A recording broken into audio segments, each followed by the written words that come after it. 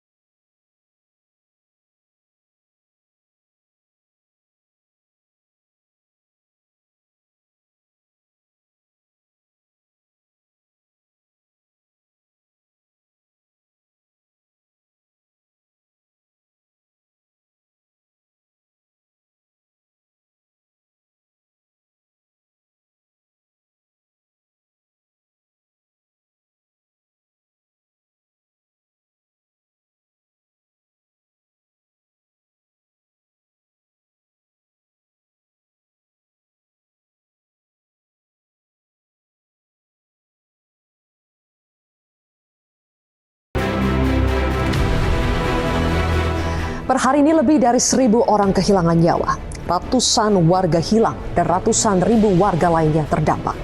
Badan Nasional Penanggulangan Bencana mengaku tetap fokus menjalankan operasi pencarian di 13 titik yang tersebar di kabupaten terdampak. Presiden Prabowo Subianto sudah datang melihat kondisi dan menemui korban di Sumatera. Dan sampai hari ini Presiden masih yakin Indonesia mampu dan kuat untuk menghadapi bencana Sumatera. Saya ditelepon banyak pimpinan kepala negara yang ingin kirim bantuan. Saya bilang terima kasih. Concern Anda, kami mampu. Indonesia mampu mengatasi ini. Meski masih banyak yang terisolasi, Presiden menegaskan bantuan sudah disalurkan melalui kementerian-kementerian terkait. Presiden bilang tidak memiliki tongkat Nabi Musa untuk memulihkan Sumatera dalam waktu singkat. Ini masalah alam dan fisika. Saya telah minta maaf, saya tidak punya tongkat Nabi Musa. Kita tidak bisa selesaikan dalam 3 hari, 4 hari, 5 hari. Mungkin 2-3 bulan aktivitas akan benar-benar normal. Dalam sidang Kabinet Paripurna 15 Desember lalu, Presiden Prabowo juga memerintahkan Menteri Kehutanan untuk tidak ragu-ragu mencabut izin dan menindak mereka yang melanggar izin pemanfaatan hutan. Menteri Kehutanan Raja Juli Antoni menyatakan telah mencabut 22 perizinan berusaha pemanfaatan hutan (PBPH) dengan luas total 1.012.016 hektar. Atas tunjuk Pak Presiden, saya akan mencabut 22 PBPH, perizinan berusaha pemanfaatan hutan yang luasnya sebesar 1.012.016 hektar, termasuk diantaranya di Sumatera seluas 116.198 hektar. Perusahaan yang memegang konsesi yang tidak mentaati peraturan itu ditindak, ya, dilihat seberapa besar pelanggarannya dan itu dicabut. Banyaknya pejabat atau tokoh yang hadir di wilayah bencana juga tidak luput dari perhatian Presiden. Presiden Prabowo menyindir kehadiran para pejabat yang seolah menjadikan warga sebagai objek wisata bencana. Juga saya mohon jangan pejabat-pejabat tokoh-tokoh datang ke daerah bencana hanya untuk foto-foto dan untuk dianggap hadir, ya. Mohon sebaliknya kita tidak mau ada budaya wisata bencana. Di tengah upaya penertiban kawasan hutan dan kecaman publik terhadap penebangan hutan untuk dijadikan lahan sawit, lagi-lagi ada komentar dari pejabat publik yang kontroversial. Mantan Kepala Kantor Komunikasi Kepresidenan Hasan Nasbi mengatakan, selama masyarakat masih suka minum kopi dan makan gorengan, maka jangan salahkan penebangan hutan.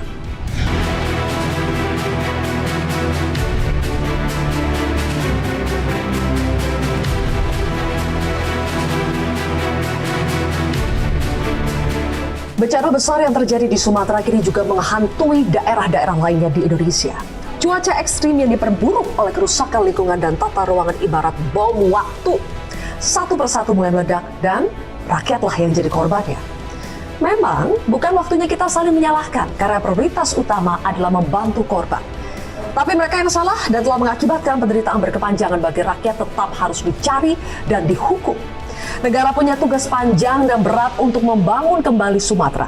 Tugas ini menuntut keberpihakan, kerja nyata, bukan sekedar kunjungan-kunjungan. Inilah kontroversi selengkapnya bersama Pulihkan Sumatera. Bersama saya, Zilvia Iskandar.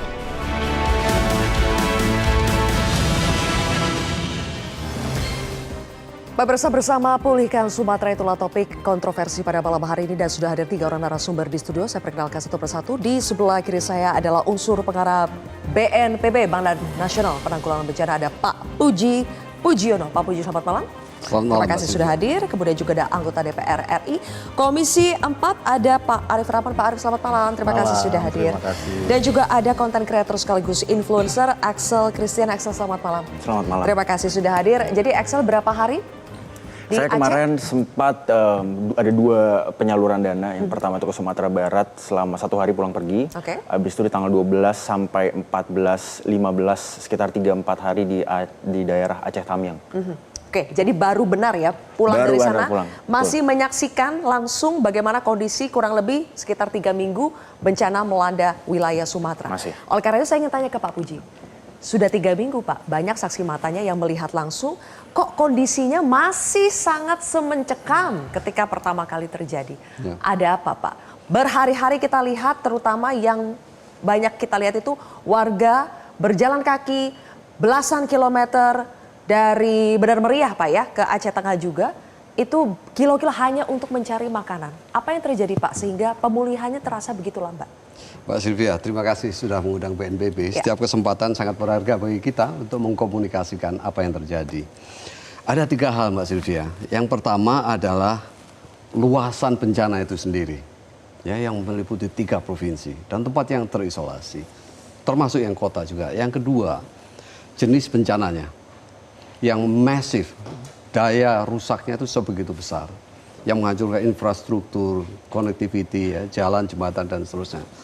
Dan yang ketiga tentu saja, fase dalam penanganan kedaruratan itu sendiri yang memerlukan eskalasi, stabilisasi dan sebagainya. Jadi yang terjadi dengan segala kapabilitas yang di bawah komando BNPB di semua KR, kapabilitas nasional, kita masih belum dapat menghubungkan semua konektivitas. Tetapi progres sudah terjadi. Ya, di daerah Aceh Utara ini pembangunan jembatan Bailey dan sebagainya ini berlangsung. Sekarang tinggal menghubungkan jalan-jalan itu dengan logistik dan sebagainya, mendorong semua supply, ya, sehingga masyarakat tidak perlu berjalan terlalu jauh. Semua dilakukan Mbak Sylvia, mulai dari darat, udara, sampai dengan estafet tentara dan sebagainya itu dengan jalan kaki. Karena menghidupkan kembali jalan, jembatan itu bukan pekerjaan yang semudah itu. It takes effort gitu ya. Jadi sambil melakukan yang terbaik, kita mencoba untuk menambah logistik, menggerakkan semua pihak, termasuk Mas Excel dengan upayanya. Ini kita membuka tenda, ibaratnya seluas-luasnya, semuanya ikut berpartisipasi. Dan masyarakat sendiri dengan upayanya, itu hal yang luar biasa dan kami sangat berterima kasih. Jadi Pak Puji, apakah Pak Puji ingin mengatakan bahwa semua daya sumber tenaga itu semua dikerahkan, tapi kondisinya, ini salah kondisinya yang memang berat?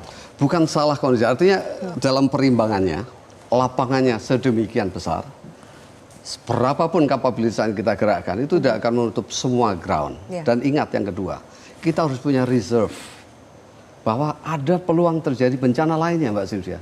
Kalau semua kita arahkan ke sana, ya, ini bukan karena tidak cinta atau apa, nanti kita lihat ada possibility bencana lain terjadi. Kita harus punya kapabilitas, kita terus konsolidasi. Oleh karena itu nanti kami juga akan menghadirkan dari BMKG untuk mengetahui ya potensi cuaca ekstrim, kemudian juga ada katanya badai siklon tropik lainnya yang juga menghantui wilayah-wilayah di Indonesia, termasuk kesaksian juga, bukan kesaksian sebenarnya, karena ini yang dialami langsung Bapak Bupati Aceh Tengah, bagaimana kesulitan yang dihadapi oleh warga-warganya di sana. Sesaat lagi pemirsa tetap di Kontroversi.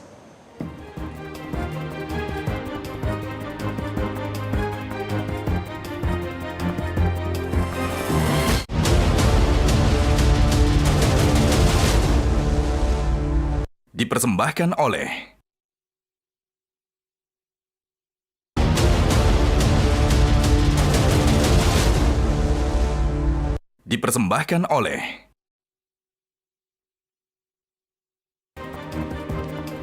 Pemirsa, pada Minggu 14 Desember lalu ada satu desa di Kabupaten Aceh Tengah yang kembali diterjang banjir bandang dan juga longsor. Saat ini kami sudah bersama dengan Bupati Aceh Tengah, ada Pak Haili Yoga. Selamat malam Pak Haili Yoga. Selamat malam Mbak Zilvia dari Aceh Tengah. Baik, terima kasih Pak Haili. Pak Haili, 21 hari sudah berlalu sejak terjadinya bencana banjir bandang yang pertama pada tanggal 25 November. Bagaimana kondisi di wilayah Bapak saat ini? Bagaimana kondisi warga Bapak? Terima kasih, selamat malam. Kami dari Kabupaten Aceh Tengah ingin menyampaikan bahwa sampai hari ini masih ada 80 desa yang terisolir, yang sulit ditempuh dengan jalan darat. Hanya satu-satunya jalan adalah lewat udara. Meskipun bisa kita tempuh lewat darat, itu sulit sekali. Jalan kaki, kalaupun ada sepeda motor, ini butuh skill keahlian yang tinggi. Karena kan longsor terus masih terjadi sampai hari ini karena ada hujan. Kemudian sekarang berdampak kepada seluruh masyarakat yang 80 yang terisolir. Ini hampir semua jembatannya putus. Semua jembatan ke desa, kecamatan itu putus semuanya. Makanya ini yang menyulitkan kita untuk masyarakat Aceh Tengah. Dan kemudian hari ini di daerah kita adalah kekurangan beras, gas, dan kebutuhan-kebutuhan yang lain, BBM, dan kemudian kendala yang satu lagi adalah ini bagaimana kita proses mempercepat alat-alat berat kita bekerja di lapangan. Alat beratnya pun terbatas, tapi BBM-nya pun juga terbatas. Meskipun setiap hari dikirimkan oleh pemerintah pusat melalui udara, tapi kan sangat terbatas. Dan hari ini kebetulan di daerah kita juga sedang panen cabai. Cabai sedang panen. Kemudian beberapa komoditi yang lain seperti itu Mbak Zilvia. Oke, beberapa komoditas panen tapi bisa dijual, warga bisa mendapatkan keuntungan dari itu atau akhirnya mubazir Pak? Ada sebagian kan mubazir tidak bisa diambil ke lokasi yang sangat terisolir. Tapi hari ini kebetulan beberapa waktu yang lalu Pak Presiden kan hadir ke Aceh Tengah. Kami menyampaikan beberapa persoalan ke Bapak Presiden. Nah, saya melihat hari ini pengiriman cabai ini melalui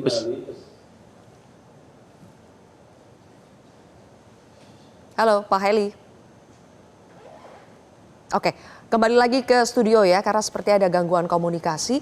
Masih ada 80 desa yang terisolasi sampai hari ini.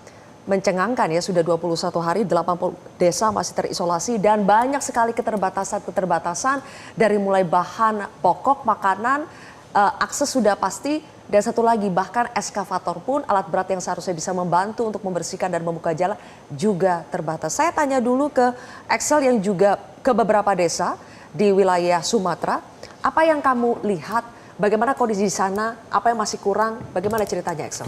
Sebenarnya yang kurang di sana udah jelas kebutuhan mereka itu surprisingly kebutuhan fundamental yang seperti udah dimention sama Bapak Bupati tadi, beras. Beras itu kan kebutuhan sangat fundamental untuk bertahan hidup.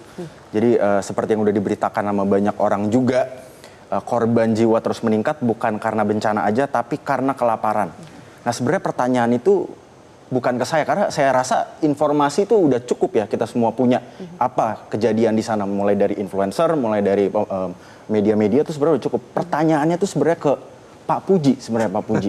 Seperti yang dikatakan tadi, eskavator terbatas dan sebagainya. Sebenarnya apa sih yang terjadi? Apakah negara kita kurang mampu untuk menangani bencana di Sumatera? Itu loh. Apakah anggarannya kurang atau seperti apa? Apa yang terjadi? Kenapa ini udah di hari ke-24 atau 27 sejak bencana masih ada 80 desa terisolir? Sebenarnya pertanyaannya itu justru harusnya... Sebelum dijawab Pak Puji ya, saya ingin tanya ke Excel. Kamu melihat ada kehadiran negara, apakah itu aparat, petugas, atau siapapun di situ tidak? Oke, mungkin yang udah melihat konten-konten saya di internet, ada beberapa kritik yang, ini kok tenda cuma satu. Nah, gitu. Saya juga ingin clarify gitu ya. Yang tenda cuma satu dan sebagainya itu tujuannya bukan untuk menyudutkan, Pak. Ini tenda Kemensos maksudnya yes, ya? Tenda Kemensos itu bukan untuk menyudutkan, tapi untuk melaporkan. Karena tanggung jawab saya di sana itu adalah mendokumentasikan secara transparan apa yang terjadi di lapangan.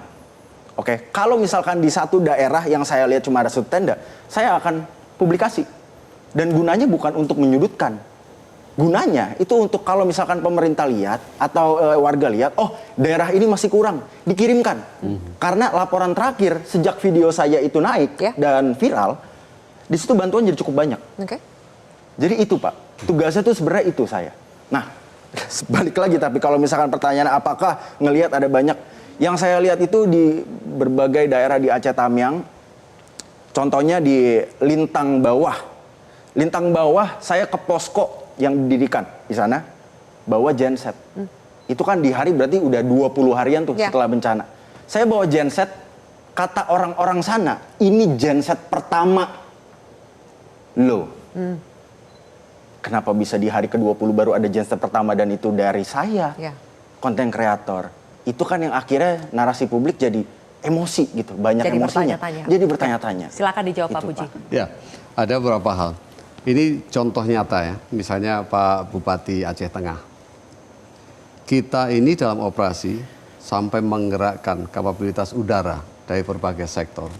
Termasuk mengangkat generator, menggunakan sling. Ini operasi yang sangat berbahaya. Precisely, Axel, untuk mengisi kekosongan yang sangat desperate di saat itu. Oke, tadi saya mengatakan medannya sangat sulit, sangat menantang. Kapabilitas terbatas, kita mau gerakkan semua pun di Republik ini tidak akan bisa mengcover semuanya, gitu ya. Yang kedua, dengan skala yang sedemikian besar, ada prioritisasi di mana yang harus diintervensi pertama, gitu kan? Nah, di dalam proses ini, Axel, kemudian ada yang harus menunggu, ada yang mendapat duluan. Proses ini yang harus dikendalikan di dalam pos komando operasinya BNPB. Sorry Pak, kenapa harus menunggu Pak? Karena ada yang tidak simetris, Axel, antara kebutuhan yang masif itu dengan kapabilitas. Ya, saya katakan tadi, semua kapabilitas dikerahkan pun seandainya ini dilakukan, ini perimbangan masih belum simetris, akan perlu waktu. Sekarang ini, misalnya di antara 6.000 desa, ini sekitar 3.000 sudah bisa dicapai. Yang 3.000 lain dengan keleluasaan, yang lainnya harus pakai kaki, pakai motor trail dan sebagainya. Ini bisa ditembus, tetapi tidak seleluasa yang lainnya, gitu ya. Jadi skill ini kita harus punya apresiasi. Ini skillnya seberapa, gitu ya. Yang ketiga, dengan kehadiran teman-teman seperti Axel, ini menjadi sangat penting, ya. Karena narasi sekarang ini dengan keterbukaan kita memerlukan semua input, termasuk dari Axel. Dan terbukti kan, kalau di highlight, kemudian ada force yang datang, extra force, gitu ya. Nah, kita menyadari bahwa informasi semacam ini komplementari, ya, harus kita saring bersama, kita maknai bersama sehingga menimbulkan perubahan. Ini kerjasama dengan teman-teman angkatan muda. Saya katakan, saya sendiri sebagai orang tua nggak ngerti, tetapi dari Axel jadi banyak memahami. Tapi pastikan banyak yang berekspektasi kenapa harus menunggu ada relawan, ada konten kreator yang melaporkan. Seharusnya dengan semua sumber daya, kekuatan yang dimiliki oleh petugas di lapangan, oleh aparat, itu sudah bisa teridentifikasi lebih awal daripada teman-teman yang kesulitan. Saya kira bukan itu ya, saya katakan bukan begitu. Artinya bukan setelah ada konten kreator baru direspon, bukan. Semuanya direspon, tetapi saya katakan menunggu. Oke. Ya? Ada prioritisasi, ada kapasitas juga yang harus dipertimbangkan ya. Kapasitas kita, apakah kita bisa bilang bahwa masih kurang, Pak? Ada kesenjangan antara kapabilitas dengan kebutuhan yang terus bertambah. Kapabilitas dan kebutuhan yang masih tidak seimbang. Ada gap. Ya. Saya ingin tanya dulu ke Pak Arief ya, sebentar kita kasih kesempatan kepada Pak Arief. Pak Arief, ada gap antara kapabilitas dengan kebutuhan, itu menurut BNPB. Ya. Tapi pemerintah pusat dengan yakin mengatakan bahwa sampai saat ini kita belum butuh bantuan internasional. Di sisi lain kita melihat dari pemerintah Aceh, Pak Gubernur sudah mengatakan welcome dengan bantuan dari internasional. Bagaimana Anda juga melihat gap ini antara pusat dengan apa yang dilakukan oleh pemerintah provinsi? Ya, ini memang yang agak aneh gitu, Mbak ya. Ini rantai komandonya yang nggak jelas. Termasuk SOP-nya kalau saya lihat. Jadi tidak sinkron antara pemerintah pusat dan pemerintah daerah. Misalkan kemarin masalah dari pemerintah pusat bilang ada penerbangan helikopter sehari 50, dibantah. Ini kan jadi forum bantah-bantahan nih. Nah kan sebenarnya kan dalam konteks ini kan tidak boleh ada bantah-bantahan. Nah BNPB kan sebagai komando sekarang di sana, ini kan juga harus punya SOP yang jelas dan target yang jelas bagaimana supaya daerah-daerah terisolir itu menjadi prioritas utama kan gitu kan. Betul, betul. Tapi dari inti perdebatan ini kan juga kalau saya kembali pada fungsi saya Mbak ya. Saya kan di Komisi 4 Kehutanan.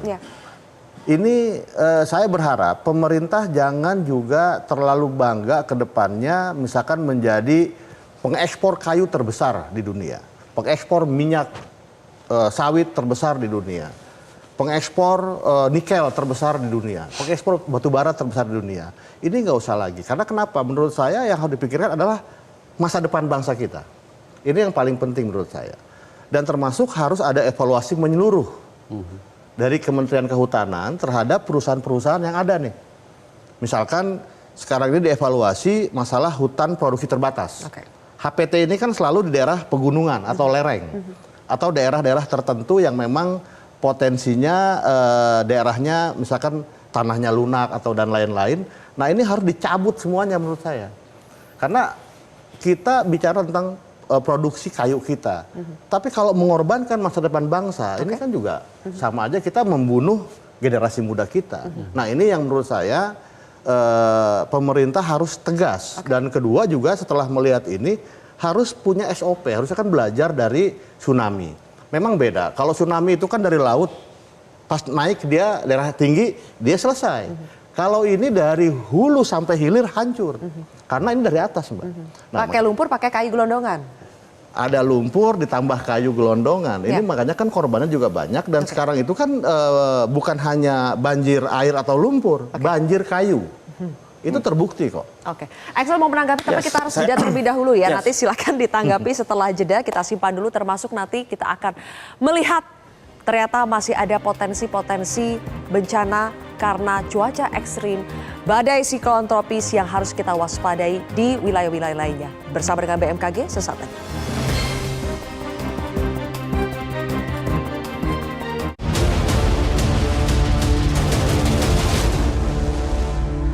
Dipersembahkan oleh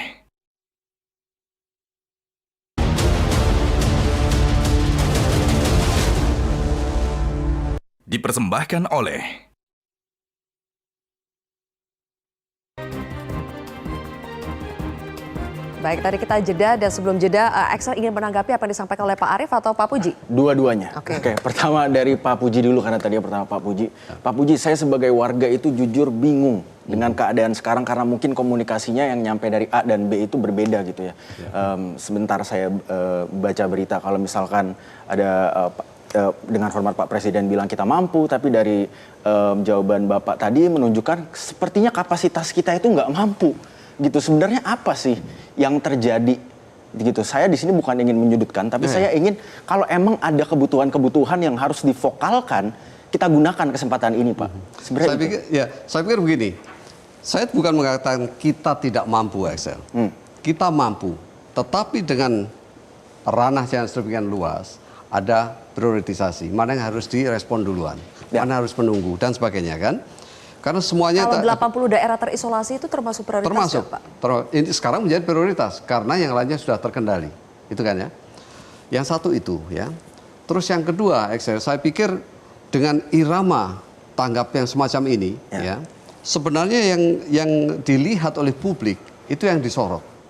Yang tidak disorot, ini gerakan yang luar biasa, yang masif, semua sektor digerakkan. Pemerintah pusat memberikan semua kapabilitas pada kita.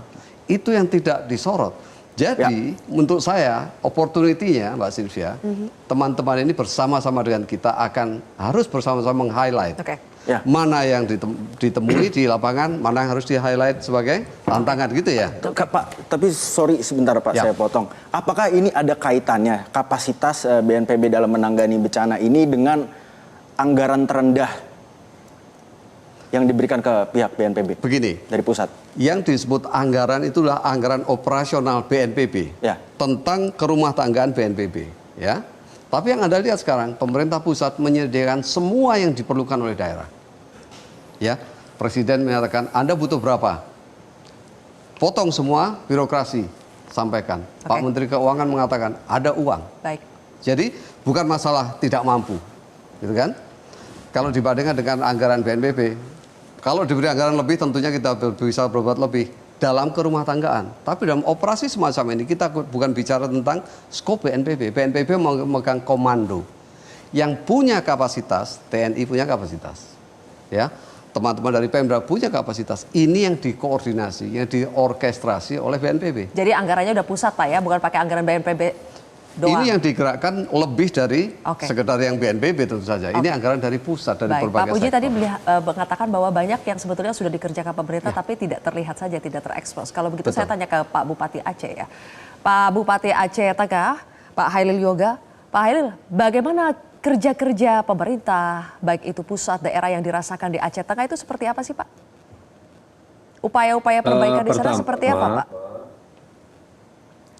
Pertama perlu kami sampaikan bahwa upaya yang dilakukan oleh pemerintah pusat terhadap Aceh Tengah ini sudah sangat mengembirakan karena beberapa kebutuhan kami ini bisa dipenuhi. Contoh kebutuhan beras dan kebutuhan yang lain ini walaupun tidak cukup, tapi ini kan diberikan lewat udara, diangkut lewat udara, kan keterbatasan. Kemudian juga udara juga di cuaca juga sedikit ekstrim. Nah kemudian ini kebutuhan daerah yang terisolir ini sudah dibantu melalui pesawat heli. Ini sudah digerakkan untuk ke semua daerah yang terisolir. Meskipun kebutuhannya tidak banyak tapi sudah tersentuh semua. Yang kemudian ada kebutuhan seling untuk masyarakat menyeberang ini juga sudah terpenuhi. BBM juga untuk alat berat ini 100% itu dibantu oleh pemerintah pusat melalui pesawat udara. Kebetulan salah satu tim yang berpangkat Brigadir Jenderal Pak Ismet ini selalu bersama kami membantu ini perintah langsung daripada Kepala BNPB. Kepala BNPB apapun kendala, kemarin beras kekurangan, dia langsung telepon Direktur Bulog. Kemudian beberapa komoditi yang lain yang kekurangan Pertamina langsung dihubungi. Masalahnya sekarang mengangkut barang yang disiapkan itu sulit karena akses jalan darat ini sulit ditempuh. Ada 15 akses jalan yang ke Aceh Tengah ini semuanya putus. Tapi alhamdulillah hari ini dengan kolaborasi, pertama ini jalan darat, jalan KKA, Losmai jalan KKA ini sudah bisa dilewati dengan roda 4. Nah ini tentu kan menggembirakan. Meskipun tidak mungkin sempurna semuanya, tidak mungkin sempurnanya. Ini tetapi kami sudah merasakan bahwa bantuan itu sudah hadir untuk Aceh Tengah. Kalau sempurna tidak mungkin karena medannya begitu berat. Yang perlu ditambah sekarang apa Pak Bupati? Begitu kami masuk ke eskavator perlu ditambah, BBM perlu ditambah supaya lebih cepat lagi ini buka akses jalannya? Itu perlu ditambah, BBM perlu ditambah, termasuk beras juga perlu ditambah. Beras ya? Karena sangat kurang, semuanya perlu perlu ditambah. Kemudian kebutuhan obat-obatan, dan kemudian juga kalau heli ini sudah standby itu di bandara untuk mengantar ke beberapa titik yang terisolir. Seperti itu Mbak Jelpia. Oke, semoga daerah-daerah yang terisolasi seperti di Aceh Tengah, Aceh Tamiang, Aceh Timur dan beberapa bagian lainnya bisa menjadi prioritas sekarang. Bagaimana Pak Bupati? Mungkin apa yang mau disampaikan lagi? Sedikit Bapak, silakan. Pak Presiden, waktu kami satu pesawat dengan Pak Presiden, kami menyampaikan ada komoditi unggulan. Di Aceh Tengah hari ini panen raya cabai. Kemudian juga durian, kemudian kopi. Hari ini lagi panen. Nah, Pak Presiden mengatakan ini akan diangkut melalui pesawat udara. Dan sampai hari ini hampir 400 ton lebih ini sudah diangkut melalui udara. Nah, akan mengembirakan bagi masyarakat kita di daerah. Meskipun tidak sempurna, tapi actionnya sudah bagus. Dan ini tentu hal-hal yang solusi-solusi yang telah dilakukan oleh pemerintah pusat. Maka muncullah keterbatasan daripada pemerintah daerah yang harus dibantu oleh pemerintah pusat. Dan pemerintah pusat sudah hadir hari ini. Satu lagi jalan dari Nagaraya. Ini juga akses yang dari Nagaraya ke Aceh Tengah ini sudah bisa jalur 2 lewat jalan roda 4. Tetapi belum sempurna karena di daerah kita di Aceh Tengah itu satu kecamatan 17 desanya terisolir belum bisa dilewati. Insya Allah 2 hari lagi ini bantuan dari pemerintah pusat alat-alat beratnya ini sudah bisa kita lewati. Berarti progresnya sudah ada. Tidak mungkin sempurna. Kami merasakan cukup berat memang. Pak Bupati, seperti itu, Mbak. Listrik gimana? Listrik, genset ada? Listrik alhamdulillah kita di kotanya sudah 100% hidup. Di beberapa desa yang lain memang masih dalam tahapan perbaikan daripada tiang-tiang yang roboh. Nah, genset memang ini kan sangat terbatas memang. Kita butuh kepada daerah yang terisolir tadi. Kita butuh genset, tapi ini sudah dikirim juga. Tapi membawa gensetnya ke daerah itu juga sulit. Hari ini sulit sekali. Hanya mungkin kita antar satu-satu lewat darat sulit. Tapi sebagian sudah kita berikan genset yang dikirimkan oleh dari BNPB. Begitu Mbak Zelvia. Terima kasih Bapak Bupati Aceh Tengah, Pak Haili Yoga sudah bergabung. Semoga semua kesulitan yang tadi kita sampaikan bisa teratasi dengan segera Pak, ya lebih cepat lebih baik. Saya harus bertanya juga kepada BMKG karena di Sumatera saja di wilayah Pak Haili Yoga tadi sudah terjadi lagi banjir bandang pada hari Minggu meski hanya di satu desa ya. Tapi kita tahu ancaman ini nyata dan bukan hanya di Sumatera tapi juga di wilayah lainnya kita sudah dengar Bali juga banjir, Jawa Barat juga sudah banjir, cuaca ekstrim terjadi di mana-mana. Oleh karena itu kepada BMKG Pak Deputi Bidang Meteorologi Pak Guswanto, apakah masih ada potensi banjir bandang dan juga longsor di wilayah lain Pak, di Sumatera dan juga wilayah lain di Indonesia? Khususnya pada tahun ini. Sylvia, ya, jadi kalau kita lihat untuk musim hujan tahun 2025-2026 ini terbagi menjadi dua puncak. November Desember itu sebagian besar wilayah Sumatera bagian utara, mulai dari Aceh, kemudian Pekanbaru, Riau, kemudian Sumatera Barat, itu Sumatera Utara itu merupakan puncak hujan di November Desember. Sedangkan nanti di Januari Februari ini sudah bergeser ke wilayah selatan. Artinya Jawa, Bali, Nusa Tenggara itu sudah mulai harus bersiap-siap di Januari Februari. Bahkan sekarang pun juga kita melihat ya fenomena terjadinya bibit siklon maupun siklon tropis di wilayah selatan. Nah, sebelumnya saya sampaikan dulu Mbak Sylvia, kalau kita kenali ya Aceh ini memiliki sifat yang unik, yaitu puncak musim hujannya itu terjadi dua kali, yaitu November Desember saat angin monsun Asia itu membawa uap air dari Samudra Hindia. Kemudian puncak kedua nanti muncul lagi adalah di bulan Maret April. Tapi Januari Februari artinya di wilayah Aceh akan mengalami penurunan, artinya lebih kondusif curah hujannya. Oke. Kemudian juga sama ya, kita lihat di Sumatera Utara juga sama ya, Riau juga sama. Yang berbeda adalah di Sumatera Barat. Baik. Sumatera Barat ini ada pengaruh orografis di Bukit Barisan, sehingga puncak musim hujan itu terjadi di akhir tahun dan kembali terjadi nanti pada Maret April. Iya. Demikian Mbak Sylvia. Oke, kalau begitu Pak dengan semua informasi ini seharusnya apa sih yang dilakukan oleh pemerintah daerah dan juga pemerintah pusat? Karena kita sudah mendengar misalnya dicerita ketika bencana banjir bandang dan longsor terjadi di Sumatera, peringatan ini sudah disampaikan oleh BMKG 8 hari sebelumnya. Tapi follow up-nya itu apa? Dampaknya itu ternyata belum, mereka tidak terinformasikan dampak dari informasi BMKG, cuaca adanya siklon tropis Senyar itu seperti apa, mereka tidak terinformasikan dengan baik. Kalau begitu kita akan bahas nanti di sesi terakhir apa yang harus dilakukan oleh pemerintah dengan informasi yang ada di BMKG dan juga pastinya narasumber di studio juga akan memberikan closing statement-nya di segmen terakhir pemirsa, tetap di Kontroversi.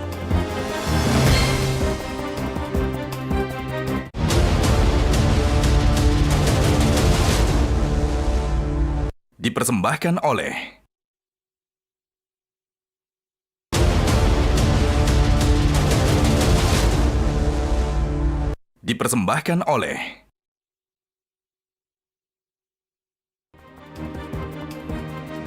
Pemirsa, sejumlah langkah sudah diambil bersama-sama oleh pemerintah, kemudian juga warga. Tapi yang butuh kita lihat sekarang adalah hasil nyata di lapangan bagi saudara-saudara kita yang masih kesulitan di wilayah Sumatera. Pak Arief, saya mulai dari Anda karena Komisi 4 ini adalah mitranya Kementerian Kehutanan. Ya. Update yang kita peroleh adalah 22 izin perusahaan yang memegang konsensi lahan perizinan berusaha pemanfaatan hutan. PBPH itu sudah dicabut 1 juta hektar lebih. Dampaknya apa Pak? Itu signifikan tidak dampaknya dengan dicabut 22 izin itu? Ya yang pasti sih itu pasti ada dampak yang signifikan. tapi kan bukan hanya dicabut. Nah ini sudah ada korban masyarakat, pidananya harus ada juga. Nah pemerintah selalu bicara keterlanjuran misalkan. Seperti kemarin Satgas PKH yang dipimpin oleh Pak Safri sampai dia bicara menemukan 3,5 juta hektar sawit ilegal. Tapi dibilang keterlanjuran. Oke, itu keterlanjuran. Tapi tetap kalau perusahaan itu melanggar aturan, jangan hanya dicabut, tapi juga ada sanksi pidananya. Supaya efek jerahnya jelas, Mbak. Nah ini yang harus dilakukan. Jadi menurut saya, kalau bicara pencabutan hanya sekarang di wilayah bencana, itu sudah wajib. Tapi kan daerah-daerah lain juga harus dimitigasi, harus dilihat, harus dievaluasi secara menyeluruh se-Indonesia, Mbak. Supaya dampaknya tidak menyebar kemana-mana. Ini kan sebagai contoh, ini kan intinya alam marah kepada kita, mengingatkan. Sebagai makhluk nih, bumi kan makhluk juga sama kayak kita. Ini marah. Sepertinya ada yang resah itu Pak Arief. Iya, marah gitu. Gini, izinkan Pak, saya sebagai awam ingin bertanya. Saya ini awam, saya bukan orang dari politik, saya tidak ada investornya di belakang. Saya ingin nanya aja Pak, kenapa bisa ada 3,5 juta hektar lahan ilegal?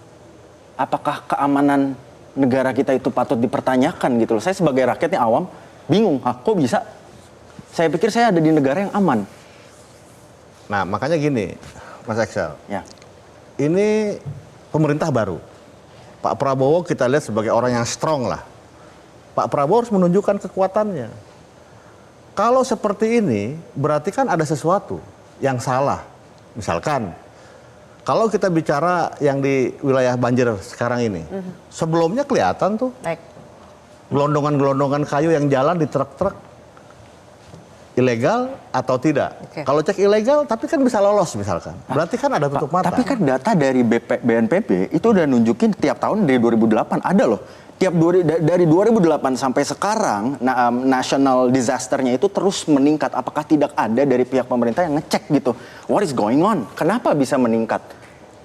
Ya, itu loh maksudnya. Makanya kan kita terkenal nih illegal logging, Mas. Ya. Nah ini kan pembalakan liar ini terjadi. Makanya menurut saya Presiden harus mampu mengkonsolidasi semua aparatur negaranya, baik TNI maupun Polri. Jangan sampai ini terjadi karena ada kong kali kong misalkan. Ini kan kejadiannya kan selalu ada kong kali kong. Nah ini yang menurut saya perlu dievaluasi. Momentum ini menjadikan momentum bersih-bersih ya. Sayang sekali waktu kita terbatas. 2008 sampai 2025 itu jangka waktu yang sangat. Statement. Jadi apa dari pertama closing statement ya. Saya mungkin ingin memberikan PR untuk dari BNPB. Kalau izin saya boleh memberikan masukan Pak dan BMKG dan Pak Arief dari Divisi 4. Pertama untuk BNPB dan BMKG khususnya selain memberikan laporan kepada masyarakat tentang bagaimana apa yang akan terjadi nih iklim seperti ini dan sebagainya. Saya rasa yang sangat dibutuhkan dari pengalaman saya ke sana ke Sumatera adalah bagaimana kalian yang punya banyak unit di seluruh Indonesia itu mengedukasi masyarakatnya tentang lingkungan. Gitu, percuma kalian laporin keadaan kalau masyarakatnya juga nggak ngerti apa yang terjadi. Gitu loh, itu edukasi itu patut diberikan secara merata gitu ya. Karena terakhir saya wawancara warga Sumatera yang dijawab tau nggak apa? Ya ini takdir aja Pak. Lah gimana? Berarti kan ini ada yang harus dibenahi gitu loh. Jadi selain melaporkan cuaca dan sebagainya, tolong edukasi masyarakat Indonesia tentang kerusakan lingkungan yang ada. Karena ternyata nggak semuanya tahu. Mungkin kita di Jakarta pada tahu, tapi ternyata di daerah-daerah sama sekali banyak yang nggak tahu dan menganggap kalau ini takdir. Yang kedua, mungkin ya selain diajarkan edukasi tentang lingkungan, itu diedukasi juga tentang gaya hidup yang sustainable, gaya hidup yang ramah lingkungan. Ini juga penting. Gitu loh. Dan untuk Bapak dari Divisi 4 DPR, izin Pak, kalau boleh saya memberikan input, kalau bisa tunjangan-tunjangan yang nggak penting diarahkan ke Sumatera sekarang Pak. Izin. Dan kalau boleh mengkoreksi Pak, bumi ini tidak hancur, bumi ini tidak rusak teman-teman. Ini bukan perlawanan bumi dengan kita, sama sekali enggak. Bumi hanya menyesuaikan diri dengan kerusakan yang manusia akibatkan. Menindaklanjuti itu ya, saya ingin tanya ke Pak BMKG juga, Pak Guswanto. Selama ini informasi yang sudah diberikan ke BMKG kepada pemerintah daerah itu diapakan? Seharusnya bagaimana Pak? Dan juga literasi kepada masyarakat yang harus dilakukan itu seperti apa? Pak Guswanto? Baik Mbak Sylvia. Jadi BMKG memberikan informasi melalui beberapa kanal ya, baik itu media sosial maupun call center 196 maupun kantor kita yang ada di daerah ya. Itu kita berikan kepada seluruh stakeholder. Kita melihat bahwa kebutuhan yang saat ini dibutuhkan itu sebenarnya adalah lebih cenderung kepada bagaimana peringatan dini ini mendapatkan respon dengan aksi dini, tapi juga dengan mendapatkan edukasi. BMKG telah memberikan, ada yang namanya sekolah lapang iklim yang mengajarkan tentang bagaimana iklim itu digunakan untuk pertanian dan sebagainya. Ada sekolah lapang bencana dan ada sekolah lapang cuaca nelayan. Ini juga kita ajarkan di sana. Namun yang diperlukan adalah adanya kesenjangan eksekusi, di mana pada saat terjadi peringatan ini kita berikan, ini kita enggan mengambil responnya. Artinya memang ini peringatan ini cuaca ekstrim, belum peringatan dini bencananya. Jadi harus ada yang menerjemahkan lagi bagaimana kalau cuaca ekstrim ini bisa menimbulkan dampak terhadap bencana. Maka ini yang harus tidak dilanjutin, ada gap di sana. Jadi media penyampainya ini yang perlu diperkuat, sosialisasi, edukasi. Ini kita menuntut bahwa adanya kewaspadaan yang adaptif, ya artinya bahwa kebutuhan peningkatan status kewaspadaan di nasional. Karena kami mengetahui bahwa informasi peringatan dini itu hanya trigger di dalam mengambil keputusan selanjutnya. Ya, ini yang perlu kita. Terus kemudian masing-masing kementerian lembaga itu sudah diatur tugas dan kewenangannya melalui undang-undang yang ada. Demikian, Mbak Sylvia. Terima kasih atas informasinya, Pak Guswanto. Rehabilitasi rekonstruksi butuh waktu berapa lama, Pak, untuk wilayah bencana? Singkat, Pak Puji. Sekarang ini yang terjadi, Mbak Sylvia, dengan singkat saja, dengan skala yang seluas ini, sebenarnya yang akan terjadi di Sumatera ini bukan sekedar rehabilitasi, bukan sekedar rekonstruksi, ini redevelopment. Dari seluruh kawasan itu harus dievaluasi bersama, kajian risiko dilakukan, bersama dengan itu kajian kebutuhan pasca bencana. Hasil dari kajian itu akan memerlukan beberapa hal yang sangat masif. Satu, zonasi. Berarti peruntukan lahan itu akan diatur ulang. Yang tadinya jalan, Mbak, sekarang jadi sungai. Nah, kontur ini harus berubah semuanya. Ini waktu kita sudah habis sebenarnya, Pak Puji.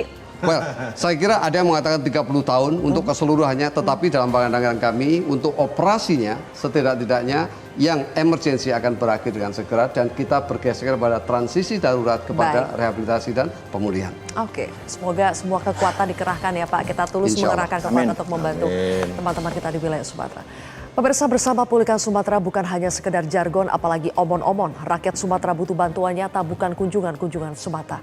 Saya juga mau mengucapkan terima kasih kepada Sarung Gajah Duduk yang telah menyediakan busana yang saya pakai hari ini. Sarung Gajah Duduk, legenda Nusantara yang ada tulisan Arabnya. Terima kasih telah menyaksikan Kontroversi.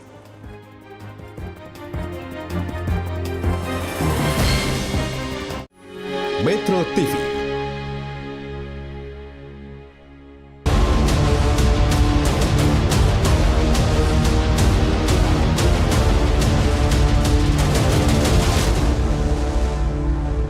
Dipersembahkan oleh